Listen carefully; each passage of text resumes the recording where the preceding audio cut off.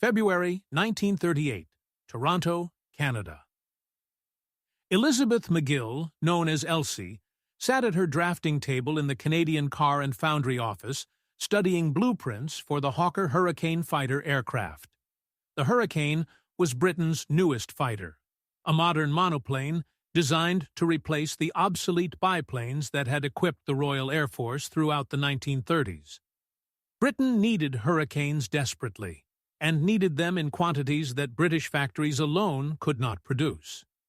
Canadian Car and Foundry had won the contract to manufacture Hurricanes under license, and Elsie MacGill had been appointed Chief Aeronautical Engineer for the project. She was 33 years old. She was the first woman in the world to earn a master's degree in aeronautical engineering. She was the first woman to be appointed Chief Aeronautical Engineer of any company anywhere. And she faced a task that seemed impossible even to experienced male engineers with decades of aircraft manufacturing behind them. Canadian Car and Foundry had never built aircraft.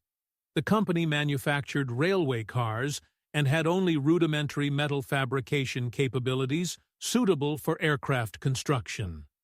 Canada had no established aircraft industry beyond a few small companies building trainers and utility aircraft. The workforce that would build Hurricanes did not exist and would need to be recruited and trained from scratch. The machine tools necessary for aircraft production were not available in Canada and would need to be imported from Britain or the United States. The raw materials, particularly the specialized aluminum alloys used in aircraft construction, were not produced in Canada in adequate quantities. Elsie's task was to transform a railway car factory into an aircraft manufacturing facility capable of producing modern fighter aircraft to exacting British specifications, to create a workforce trained in aircraft construction techniques, to establish supply chains for materials and components, and to do all of this fast enough that Hurricanes would be delivered in time to effect the war that everyone knew was coming. The challenge would have been daunting for anyone. For a woman in 1938, when women were barely present in engineering at all, and when the idea of a woman leading a major industrial project was almost unthinkable, the challenge was compounded by skepticism, discrimination, and outright hostility from men who believed women were incapable of understanding engineering or managing complex projects. Elsie MacGill had been fighting such skepticism her entire life. She had been fighting it since childhood, when teachers and family friends suggested that girls should focus on domestic skills rather than mathematics and science. She had been fighting it at University of Toronto, where she was one of very few women studying engineering, and where male professors questioned whether women possessed the intellectual capacity for technical subjects. She had been fighting it when she applied for her master's degree at University of Michigan, where the aeronautical engineering department had never admitted a woman, and where faculty debated whether allowing women into the program would lower standards. She had been fighting it when she contracted polio in 1929, just as she was completing her master's degree, a disease that left her partially paralyzed and dependent on crutches and leg braces for the rest of her life. The polio would have ended most people's careers.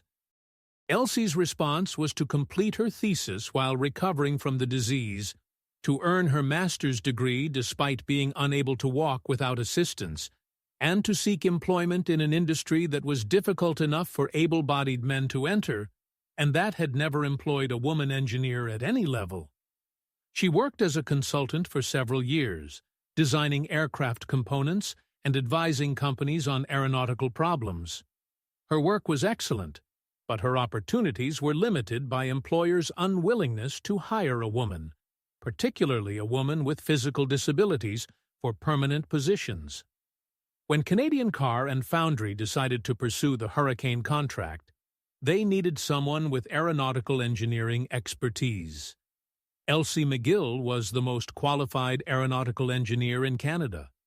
The company hired her as Chief Aeronautical Engineer, despite concerns about how customers and employees would react to a woman in such a role. Elsie understood that she was being given an opportunity that few women received, an opportunity to prove that women could lead major engineering projects, that physical disability did not prevent someone from doing demanding intellectual work, and that talent and determination mattered more than gender or physical capability. She also understood that failure would be used as evidence that women were unsuited for engineering, and that her failure would make it harder for other women to receive similar opportunities. The pressure was immense. She had to succeed not just for herself, but for all the women who would come after her. The Hurricane itself was an excellent aircraft design. Sidney Cam, Hawker's chief designer, had created a fighter that combined traditional construction methods using fabric-covered steel tube fuselage with modern innovations, including retractable landing gear, enclosed cockpit, and 8-wing-mounted machine guns. The Hurricane was rugged, easy to fly, and could be repaired quickly in field conditions. It was not the fastest fighter of its era, but it was reliable, and its heavy armament made it effective against bombers. Elsie's task was not to improve the Hurricane's design, but to figure out how to manufacture it in Canada using Canadian materials, Canadian workers, and Canadian industrial capabilities. The British blueprints were detailed, but they assumed manufacturing capabilities that Canadian Car and Foundry did not possess. The drawings specified materials and processes that were standard in British aircraft factories, but that were unknown in Canadian railway car manufacturing. Elsie had to adapt the British designs to Canadian conditions without compromising the aircraft's performance or safety. This required deep understanding of both aeronautical engineering principles and of manufacturing processes. It required creativity in finding Canadian equivalents for British materials and methods. It required meticulous attention to detail, because any error in adaptation could result in aircraft that did not meet specifications or, worse, that failed in flight and killed pilots. Elsie spent months analyzing the British blueprints, identifying where Canadian capabilities matched British requirements and where adaptations would be necessary. She worked with suppliers to identify Canadian sources for materials. She designed jigs and fixtures that would allow railway car workers to fabricate aircraft components accurately without having aircraft manufacturing experience. She developed training programs that would teach workers the precision and attention to detail necessary for aircraft work. She established quality control procedures that would ensure every Hurricane met British specifications. The work was exhausting. Elsie typically worked 12 to 14 hours per day, 6 or 7 days per week. Her polio-damaged legs made standing at drafting tables and walking through factories extremely painful. She wore leg braces and used crutches or a cane constantly. The physical demands of managing a manufacturing startup while dealing with chronic pain would have overwhelmed most people. Elsie managed through discipline, determination, and sheer refusal to allow physical limitations to prevent her from doing the work she knew she could do. The discrimination she faced was constant and often blatant. Male engineers at Canadian Car and Foundry initially refused to accept orders from a woman. Some resigned rather than working under female supervision. Workers on the factory floor questioned whether a woman could understand their work. British inspectors sent to certify Canadian-built Hurricanes expressed surprise that a woman was chief engineer and asked whether male engineers were really making the decisions while Elsie served as figurehead. Suppliers assumed that male colleagues were actually in charge and directed technical questions to men even when Elsie was the one with expertise. The press coverage of her appointment focused more on her gender and her disability than on her qualifications, with headlines emphasizing "woman engineer" and "despite being crippled," rather than her master's degree or her technical achievements. Elsie responded to discrimination with competence so overwhelming that it could not be dismissed. When male engineers questioned her decisions, she explained her reasoning in detail that demonstrated depth of knowledge they could not match. When workers doubted her understanding of manufacturing, she walked the factory floor daily, learned every process, and made suggestions that improved efficiency and quality. When British inspectors questioned Canadian capabilities, she provided data showing that Canadian-built Hurricanes met or exceeded specifications. When suppliers assumed men were really in charge, she corrected them firmly and made clear that technical decisions were hers. Gradually, through demonstrated competence and through refusal to accept dismissal, Elsie overcame most of the discrimination she faced. Men who had resisted working under female supervision came to respect her expertise. Workers who had doubted her came to appreciate that she understood their work and that her decisions made their jobs easier. British inspectors certified that Canadian Hurricanes were excellent aircraft. Suppliers learned to work with her directly. The transformation of Canadian Car and Foundry from railway car manufacturer to aircraft factory took 2 years of intensive work. Elsie oversaw the installation of specialized machine tools, the construction of new factory buildings, the recruitment and training of thousands of workers, the establishment of supply chains, and the development of manufacturing processes. The first Canadian-built Hurricane flew in January 1940, 2 years after Elsie had begun the project. The aircraft met all British specifications. It was approved for operational use. Canadian Car and Foundry was authorized to begin mass production. The timing was critical. By January 1940, World War II had begun. Britain was at war with Germany. The Royal Air Force needed fighters desperately to defend against the German Luftwaffe that everyone knew would attack Britain once Germany finished conquering France. The Hurricanes that Elsie's team was building in Canada would be essential to Britain's survival. The pressure to increase production was enormous. Britain needed hundreds of Hurricanes, then thousands. Canadian Car and Foundry ramped up production rapidly. By summer 1940, the factory was producing multiple Hurricanes per day. By 1941, production exceeded 100 aircraft per month. By the time production ended in 1943, Canadian Car and Foundry had built over 1,400 Hurricanes, more than 10% of all Hurricanes produced during the war. These aircraft served with distinction in the Battle of Britain, in North Africa, in Burma, and in every theater where the RAF operated. Canadian-built Hurricanes shot down German aircraft, protected convoys, supported ground troops, and contributed significantly to Allied victory. Elsie MacGill's engineering and management had made this contribution possible. The Battle of Britain in summer 1940 vindicated Elsie's work. RAF Hurricane squadrons bore the brunt of fighting during the battle, flying more sorties and shooting down more German aircraft than the more famous Spitfires. The Hurricane's ruggedness and heavy armament made it ideal for attacking German bomber formations. The Hurricane's ease of repair meant that damaged aircraft could be returned to service quickly, maintaining squadron strength despite heavy losses. Canadian-built Hurricanes served alongside British-built aircraft and proved equally capable.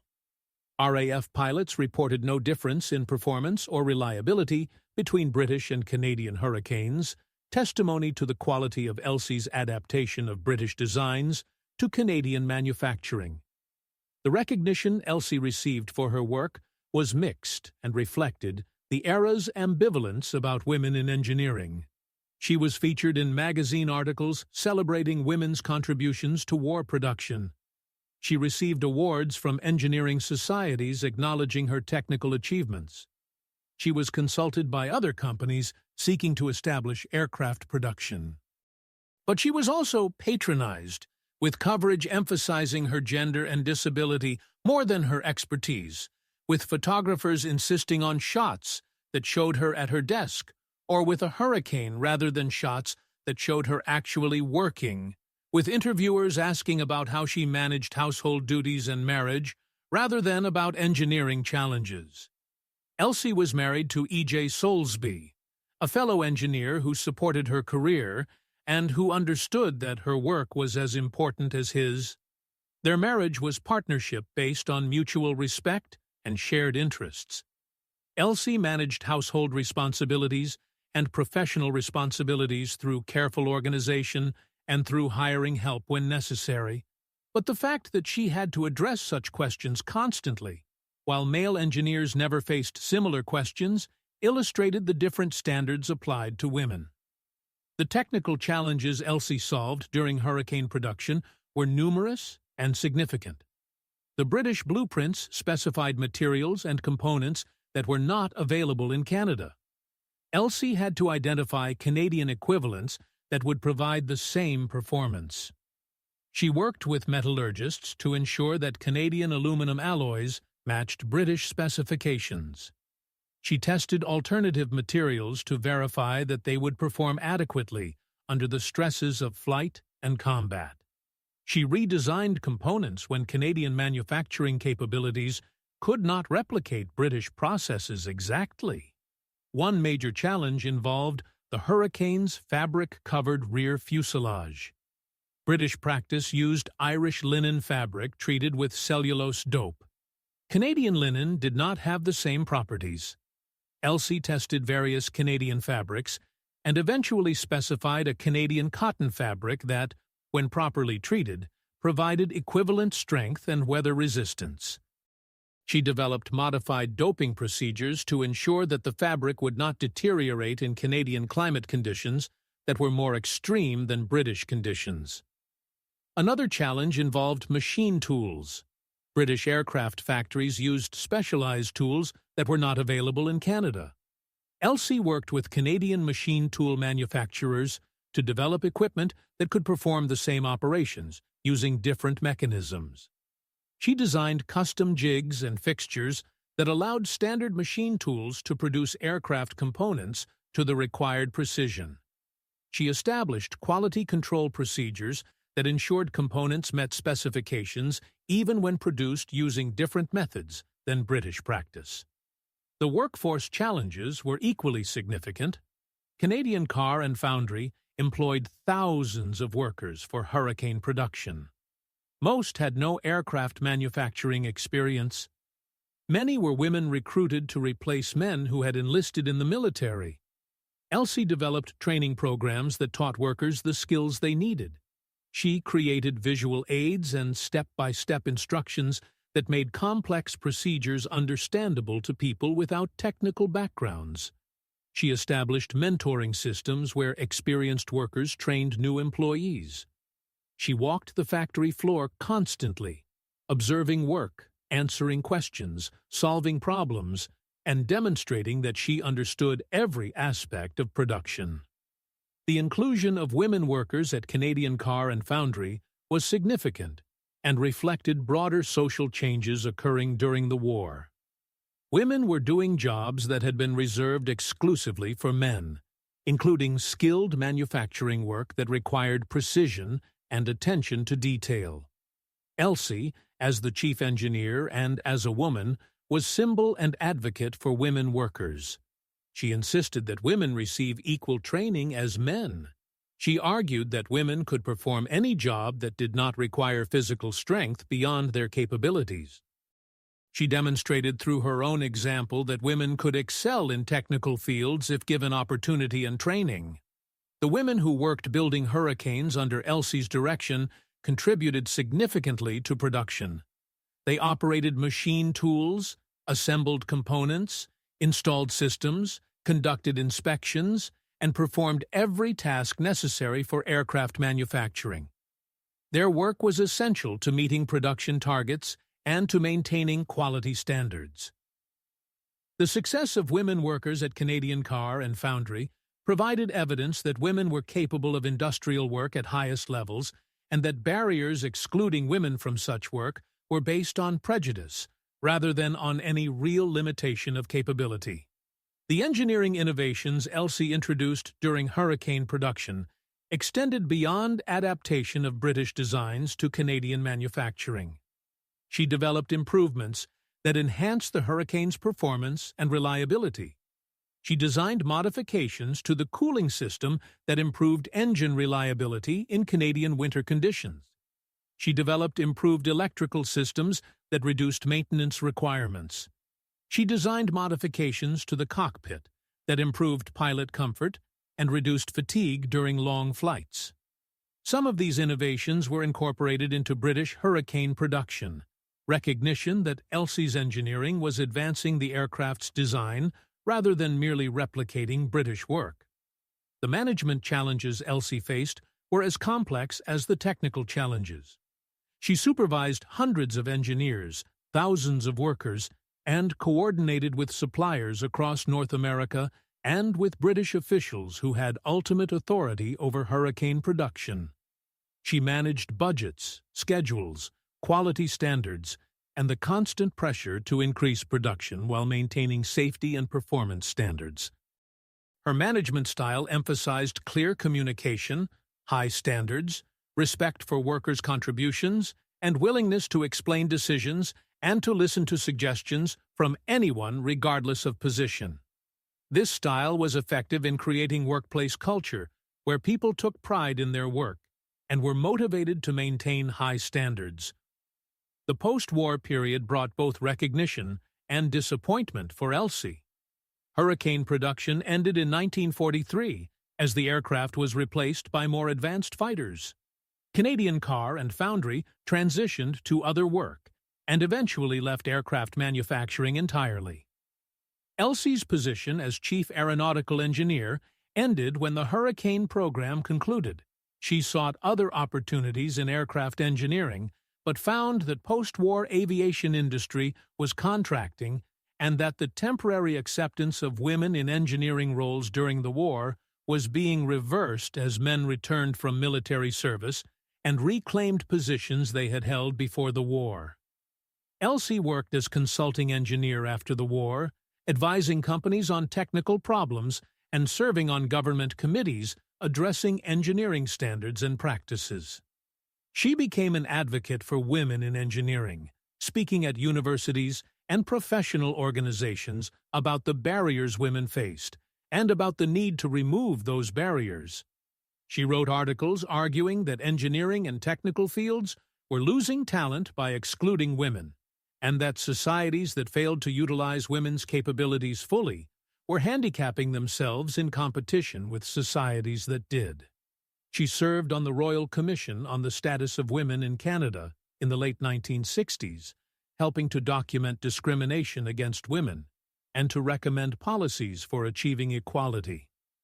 Her advocacy was informed by her own experiences overcoming discrimination and by her understanding that the barriers she had faced were being faced by other women in every technical field. Elsie MacGill received numerous honors during her later life. She was awarded honorary degrees from multiple universities. She was inducted into the Canadian Aviation Hall of Fame. She was named one of the most influential Canadians of the 20th century. These recognitions acknowledged her technical achievements and her role as pioneer for women in engineering. But the recognition came late, decades after her most important work, and came after years when her contributions had been minimized or forgotten. She died in 1980 at age 75, having lived to see significant progress in women's access to engineering, but still seeing barriers that should have been removed much earlier. The legacy of Elsie MacGill's work extends beyond the Hurricane she helped build, and beyond her own engineering achievements. She demonstrated that women could succeed at the highest levels of engineering when given opportunity, and when refusing to accept discrimination as justification for limited ambition. She showed that physical disability did not prevent someone from doing demanding intellectual work or from managing complex projects. She proved that the arguments used to exclude women from engineering, that women lacked mathematical ability, that women could not understand mechanical systems, that women could not manage male workers, that women's domestic responsibilities prevented them from committing to professional careers, were false arguments based on prejudice rather than on evidence. The hurricanes built under Elsie's direction contributed significantly to Allied victory in World War II. The 1,400 Canadian-built Hurricanes served in every theater and performed missions that directly affected battle outcomes. RAF pilots who flew Canadian Hurricanes in the Battle of Britain, in North Africa, in Burma, and in other campaigns depended on the quality of engineering and manufacturing that Elsie had overseen. The pilots never met Elsie. Most never knew that a woman engineer had been responsible for the aircraft they flew, but their survival and their success in combat owed something to Elsie's work, to her refusal to accept discrimination as reason to limit her ambitions, and to her determination to prove that women could contribute to the most demanding technical challenges of the era. The broader significance of Elsie MacGill's story lies in what it reveals about how societies waste talent through discrimination, and how individuals can overcome barriers through competence, determination, and refusal to accept limits imposed by prejudice.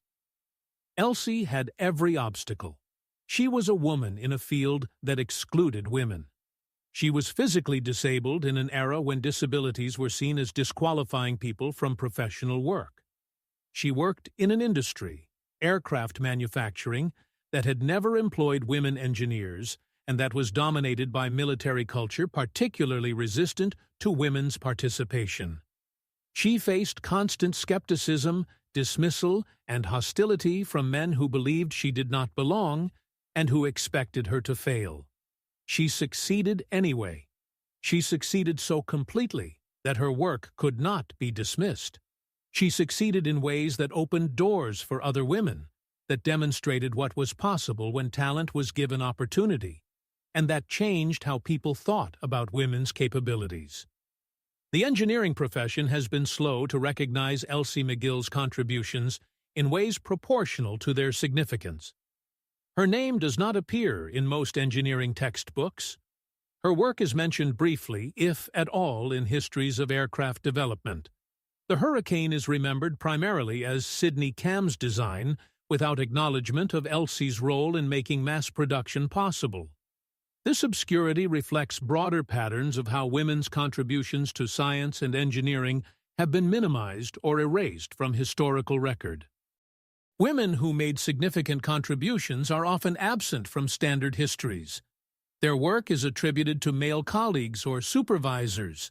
Their achievements are described as anomalies rather than as demonstrations of women's capabilities. Recent scholarship has worked to recover stories like Elsie MacGill's and to ensure that women's contributions to science, engineering, and technology receive proper recognition. Biographies, articles, and museum exhibits have documented Elsie's life and work. Educational materials highlight her achievements as inspiration for young women considering engineering careers. Professional organizations have established awards in her name to recognize women engineers. These efforts are important for historical accuracy and for ensuring that future generations understand that women have always contributed to technical fields when given opportunity. The Hurricane itself has been somewhat overshadowed in popular memory by the Spitfire, which has become an iconic symbol of the Battle of Britain. But military historians recognize that Hurricanes bore the brunt of fighting during the battle, that more German aircraft were shot down by Hurricanes than by Spitfires, and that the Hurricane's ruggedness and reliability made it essential to RAF's success. The Hurricane served effectively throughout the war in roles from fighter to ground attack to naval aviation. Its versatility and reliability demonstrated the excellence of Sidney Cam's original design and of the manufacturing quality achieved by companies including Canadian Car and Foundry under Elsie MacGill's direction. The question of how many lives Elsie MacGill saved through her work is impossible to answer precisely, but the number is certainly significant. Every Hurricane that flew in combat protected Allied troops, defended against enemy attacks, and contributed to missions that affected battle outcomes. Canadian-built Hurricanes flew thousands of combat sorties. They shot down hundreds of enemy aircraft. They protected convoys carrying supplies essential to Allied forces. They supported ground operations that liberated occupied territories. Some pilots who flew Canadian Hurricanes survived situations where they would have died in inferior aircraft. Some battles were won because Hurricanes provided air cover or destroyed enemy forces that would otherwise have prevailed. The strategic effect of Canadian Hurricane production extends beyond individual combat missions to the broader contribution that Canadian industrial mobilization made to Allied victory. Canada transformed itself from a nation with minimal military capability in 1939 to a major industrial power producing ships, aircraft, vehicles, weapons, and ammunition that equipped Allied forces worldwide. Elsie MacGill's work establishing Hurricane production was part of that transformation. Her success demonstrated that Canadian industry could produce sophisticated military equipment to highest standards. Her methods for organizing production, training workers, and maintaining quality became models for other Canadian factories producing military equipment. The personal cost of Elsie's achievements was significant. The years of working 12 to 14-hour days while managing chronic pain took physical toll that affected her health for the rest of her life.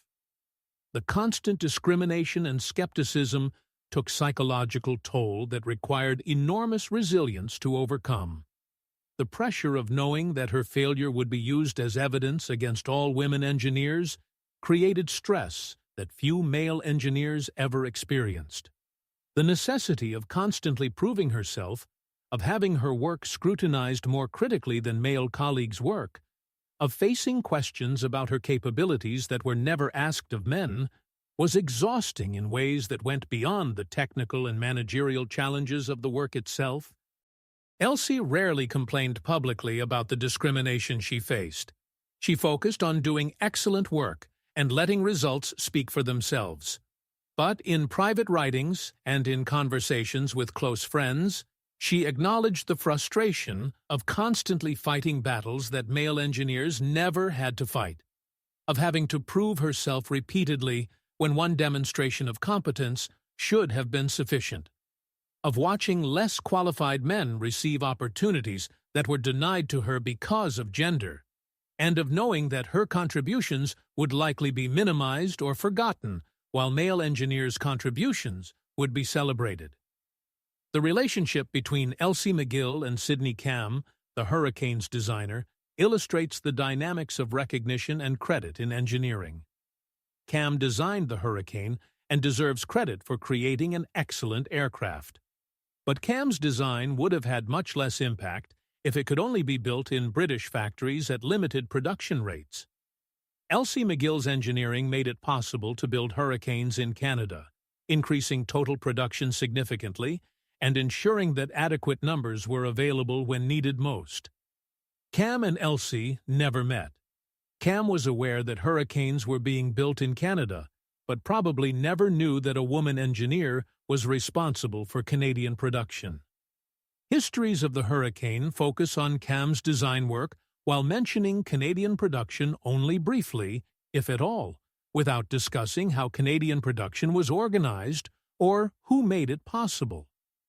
This pattern reflects how engineering achievement is often credited primarily to designers, while the engineers who make production possible receive less recognition.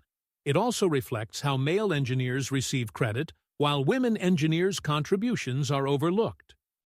The technical literature on Hurricane production, written primarily by male engineers and historians, focuses on design specifications, on combat performance, on production statistics, but rarely mentions Elsie MacGill or discusses the engineering challenges of adapting British designs to Canadian manufacturing. The erasure or minimization of women's contributions is not always deliberate. It often results from unconscious assumptions that engineers are male unless specified otherwise, that significant engineering work is done by men, and that women's roles in engineering projects are supportive rather than leading. These assumptions shape how histories are written, what evidence is preserved, whose names are mentioned, and who receives credit. Recovering women's contributions requires actively looking for evidence that standard sources often omit, requires questioning assumptions about who did what work, and requires being willing to challenge narratives that minimize or erase women's achievements. Elsie MacGill's story has been recovered through such efforts by historians, biographers, and advocates for women in engineering who recognize that her contributions were too significant to remain obscure. The comparison between Elsie MacGill and Tilly Schilling, another woman engineer whose World War II contributions were significant, illustrates how women overcame barriers in different national contexts. Both faced discrimination. Both succeeded through demonstrated competence. Both made contributions that affected battle outcomes. But Elsie's work was more comprehensive than Tilly's. Tilly solved one specific technical problem with elegant, simple solution. Elsie organized entire industrial program requiring management of thousands of people, coordination of complex supply chains, solution of numerous technical problems, and maintenance of quality standards over several years of production. Both achievements were significant. Both women deserve recognition. But the difference in scope and complexity highlights that women were capable of leading major industrial and engineering programs when given opportunity, not just of solving specific technical problems. The post-war treatment of women engineers who had contributed to war production reveals much about how societies value women's work. During the war, women were celebrated for contributing to production, for replacing men who had gone to fight, for demonstrating that women could do work previously reserved for men. After the war, the celebration ended quickly. Women were encouraged or pressured to leave their positions to make room for returning men. The narrative shifted to emphasizing that women's wartime work had been temporary necessity, that women's natural role was domestic, and that women who continued in professional or industrial work were denying men their rightful positions.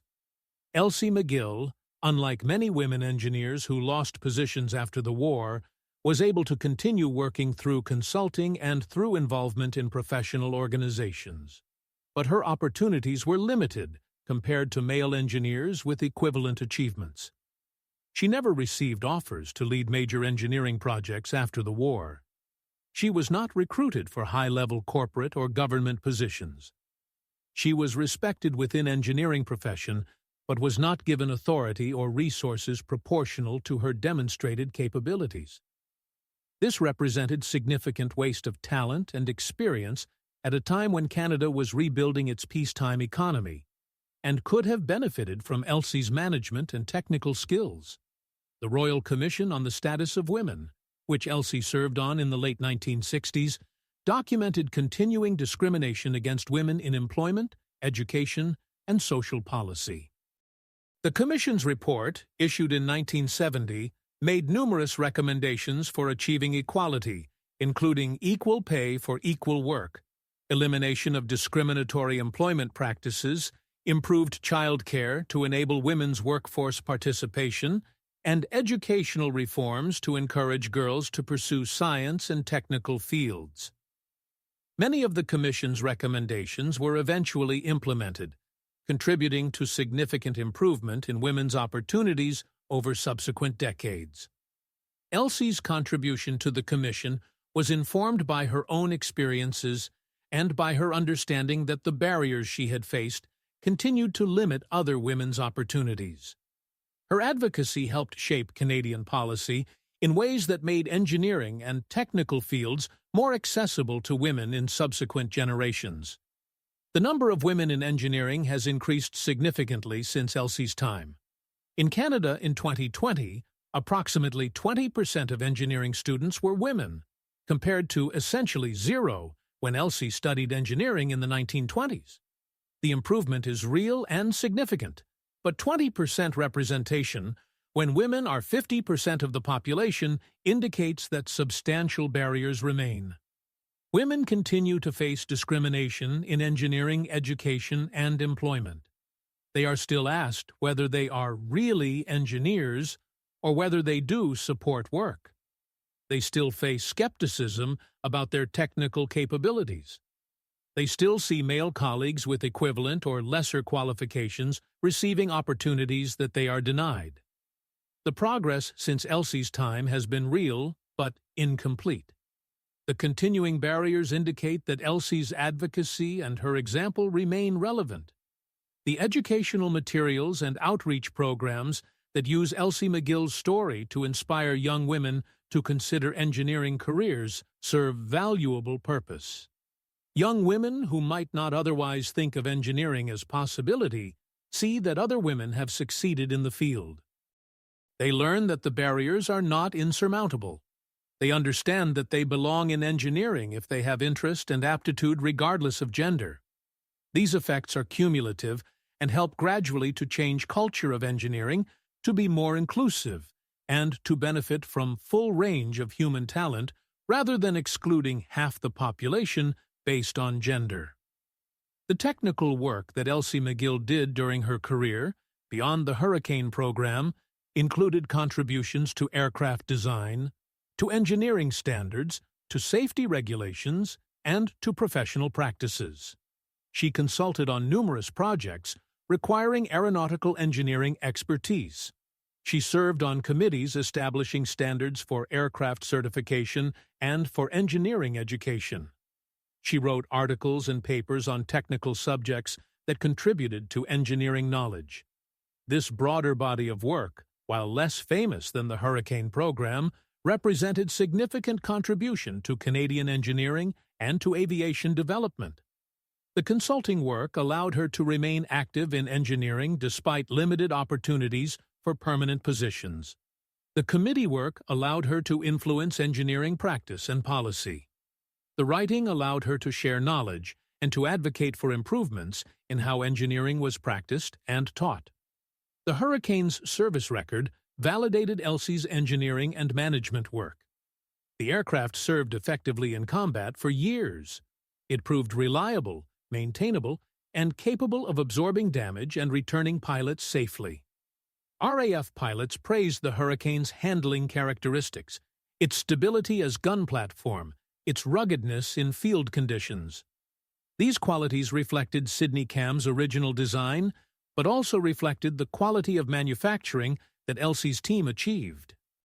Poorly manufactured aircraft, even those with excellent designs, fail in service through mechanical problems, through structural failures, through systems that do not function reliably. Canadian Hurricanes had service records equivalent to British-built aircraft, testimony that manufacturing quality matched design specifications. The economic impact of the Hurricane program on Canada was significant. Canadian Car and Foundry employed thousands of people directly in Hurricane production. Supplier companies across Canada provided materials, components, and services supporting the program. The skills and capabilities developed for Hurricane production transferred to other manufacturing after the war, strengthening Canadian industrial base. The foreign exchange earned through Hurricane sales to Britain helped finance Canadian war effort. The program demonstrated that Canada could compete in sophisticated manufacturing, requiring advanced technology and skilled workforce. These economic effects extended beyond the war and contributed to Canada's industrial development in subsequent decades. The gender dynamics in engineering have changed significantly since Elsie's time, but some patterns persist. Women engineers still report facing skepticism about their capabilities. They still find that they need to prove themselves repeatedly, while male colleagues are assumed competent until proven otherwise. They still encounter workplace cultures that assume engineers are male and that treat women as outsiders. They still face pressure to choose between professional careers and family responsibilities in ways that men do not face equivalently. The progress toward equality has been real, but the persistence of these patterns indicates that gender bias in engineering has proven resistant to complete elimination. Elsie MacGill's story provides inspiration and guidance for continuing the work of making engineering fully inclusive and of ensuring that talent, rather than gender, determines who succeeds. The memorialization of Elsie MacGill has included naming buildings, scholarships, and awards after her. The Elsie MacGill Northern Lights Award recognizes outstanding women in aerospace. Several universities have named laboratories or endowed chairs in her honor. These memorials serve to preserve her memory and to inspire future generations. But memorialization is not substitute for full recognition in standard historical narratives. Elsie's work should be included in engineering textbooks discussing aircraft production and manufacturing engineering. Her management methods should be taught as case studies in engineering management courses. Her technical contributions should be acknowledged in aviation histories. This kind of integration into mainstream historical and educational narratives represents more meaningful recognition than isolated memorial awards, because it establishes that women's contributions are central to engineering history rather than marginal or exceptional. The Hurricane's design characteristics that made it suitable for Canadian production, the combination of traditional construction methods with modern performance, reflected Sidney Cam's practical engineering philosophy. Cam designed aircraft that could be manufactured efficiently, maintained in field conditions, and repaired quickly after damage. These characteristics made the Hurricane ideal for mass production by factories without previous aircraft experience. Elsie MacGill recognized these characteristics and exploited them in organizing Canadian production. She emphasized to workers that the Hurricane's rugged simplicity was advantage rather than limitation, that the aircraft was designed to be built by people like themselves, and that quality manufacturing was the key to producing aircraft that would protect pilots and accomplish missions. This message helped workers take pride in their work and understand its importance. The technological context of late 1930s aircraft manufacturing is important for understanding Elsie's achievements. Aircraft construction in that era was transitioning from wood and fabric to all-metal construction, from hand craftsmanship to mass production, from small-scale manufacture to industrial-scale operations. The Hurricane represented intermediate stage in this transition, using metal for primary structure but fabric for covering, designed for production in hundreds rather than thousands, but capable of being manufactured using industrial methods. Elsie's work occurred during this transition and contributed to developing the methods and practices that would enable industrial-scale aircraft production in following years. The experience gained manufacturing Hurricanes informed how Canadian industry approached production of more advanced aircraft later in the war. The international dimension of Hurricane production involved complex coordination between Canadian and British authorities. British officials provided designs, specifications, and technical support. They sent inspectors to certify Canadian aircraft. They purchased completed aircraft for use by RAF. Canadian authorities provided facilities, recruited workforce, and managed production. The relationship required constant communication and coordination despite wartime conditions that made communication difficult. Elsie MacGill managed Canadian side of this relationship, working with British officials to resolve technical issues, to clarify specifications, to negotiate schedule and quality requirements. Her ability to communicate effectively with British engineers and officials, to understand their concerns and requirements, and to deliver aircraft that met their standards was essential to the program's success. The social impact of women's participation in wartime aircraft production extended beyond immediate wartime needs. Women who worked building Hurricanes demonstrated capabilities that challenged pre-war assumptions about gender roles. They earned wages that provided economic independence.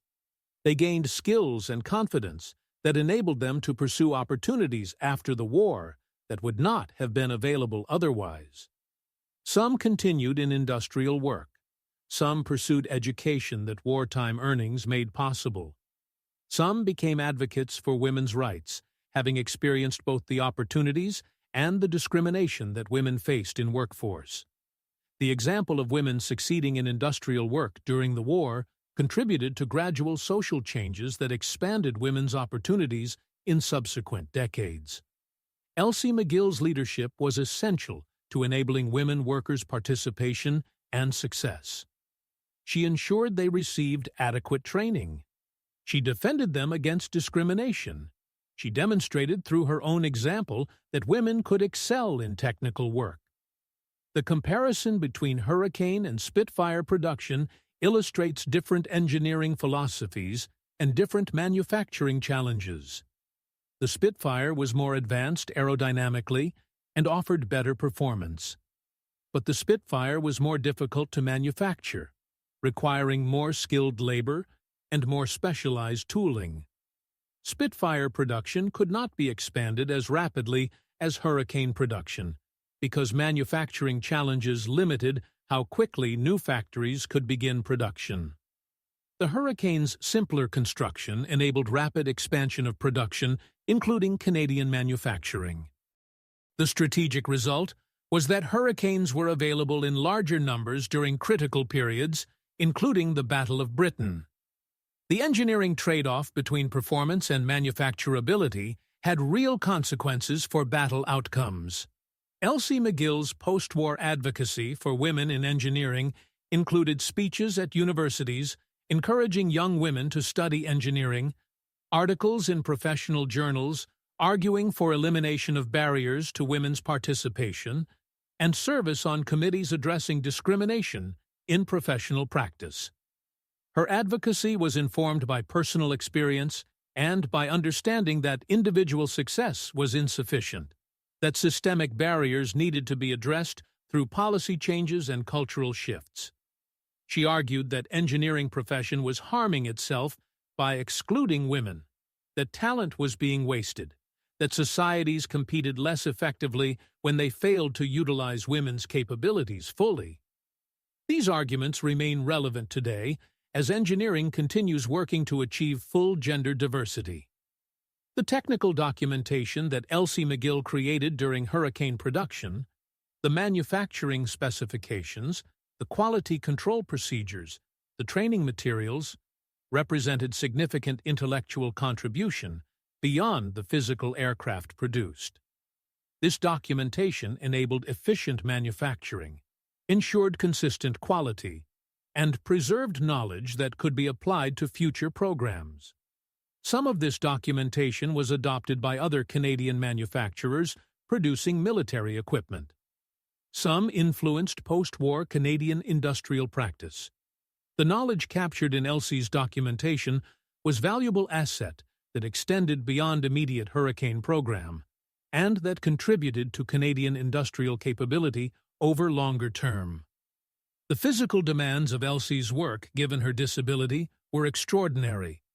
She walked factory floors daily despite chronic pain from polio-damaged legs. She stood at drafting tables for hours despite needing crutches or cane for support. She climbed stairs to offices and meeting rooms in buildings without elevators or accessibility accommodations. She traveled to British Columbia, to Quebec, to Ottawa, to Washington for meetings necessary to coordinate production, traveling in an era when accessibility on trains and in hotels was minimal. The physical exhaustion she endured was compounded by pain that never completely subsided and by knowledge that she could not show weakness or fatigue, because doing so would be interpreted as evidence that disabled people could not handle demanding jobs. Her perseverance through physical challenges was remarkable and demonstrated that disability does not prevent someone from accomplishing demanding work, when accommodations are reasonable and when determination is sufficient. The Hurricane's combat record provided validation for everyone involved in Canadian production. when RAF pilots shot down German aircraft, when Canadian hurricanes protected convoys from submarine attack, when ground attack hurricanes supported Allied advances, the workers who had built those aircraft could take pride in knowing their work directly contributed to missions that saved lives and advanced victory. Elsie MacGill could know that her engineering and management had enabled production of aircraft that made real difference in fighting and winning the war. This knowledge, that her work mattered in most fundamental way possible, provided satisfaction that transcended any recognition or awards she might receive.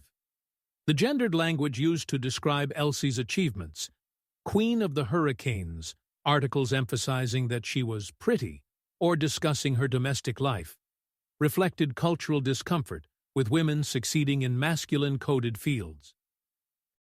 The language was meant as praise, but it also served to emphasize gender rather than achievement, to mark Elsie as exceptional woman rather than as engineer whose gender was irrelevant to her work.